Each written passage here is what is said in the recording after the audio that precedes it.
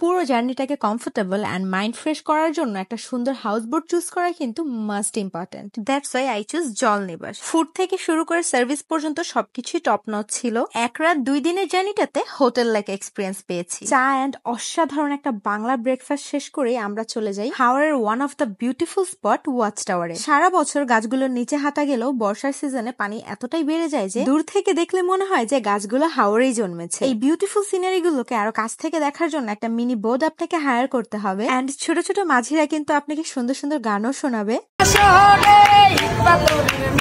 এখানে কিন্তু আপনি ভাসমান সুপার শপও পেয়ে যাবেন, যেখানে চা কফি থেকে শুরু করে বিভিন্ন স্ন্যাক্স থাকবে। চাইলে ওয়াচ টাওয়ারেও উঠতে পারেন। মেঘালয় থেকে হাওড় পর্যন্ত একটা দুর্দান্ত ভিউ পেয়ে যাবেন। দুপুরের খাবারে ছিল হাওড়ের মাছ, চিকেন কারি, ডাল, সবজি, মাছ ভর্তা আর সালাতের আয়োজন। তারপর বোট থেকে লাকমাছড়া এবং নীলাদ্রি লেকে আমাদের নিয়ে যাওয়া হয়। লাকমাছড়ার পানি এবং পাথর দুইটাই কমে গিয়েছে। নীলাদ্রি লেক কিন্তু প্রাকৃতিক ভাবে কোনো হ্রদ নয়, বরঞ্চ এটা একটা চুনা পাথরের খনি, যা পরবর্তীতে পানিতে পরিপূর্ণ হয়ে লেকের রূপ নিয়েছে। অনুমান করা যায় লেকের কিছু অংশ 50 থেকে 80 ফুট পর্যন্ত গভীর। আমরা এখান থেকে চলে যাই বড় ছড়াতে, যেটা এখানকার হোলসেল বাজার। এটাই একমাত্র জায়গা যেখান থেকে আপনারা শপিং করতে পারবেন। পরদিন সকালে আমরা চলে যাই শিমুল বাগান। পিছনে মেঘালয় নীল পাহাড়, পাশে জাদুকাটা নদী, সামনে দেখা যাচ্ছে হাজারো শিমুল গাছ। অনেক সুন্দর সুন্দর ঘোড়াও দেখতে পাওয়া যায়। আই এম শিওর বসন্তের সময় জায়গাটা দেখতে আরো বেশি সুন্দর লাগে। মেঘালয়ের গা ঘেঁষে এই রাস্তাগুলো দেখতে অসম্ভব সুন্দর লাগছিল। পাহাড় দেখতে দেখতে চলে যাই রাজাই ঝর্ণার সামনে। ঢোকার সময় এই সাইনবোর্ডটা চোখে পড়ে। পরবর্তীতে জানতে পারি আদিবাসী ফিমেল মহিলারা এখানে শাওয়ার নেয়। সো আমি হাইলি রিকোয়েস্ট করবো ওই টাইমগুলোতে আপনারা এই জায়গাটা স্কিপ করবেন। সবকিছু শেষ করে আমরা চলে যাই জাদুকাটা নদীতে।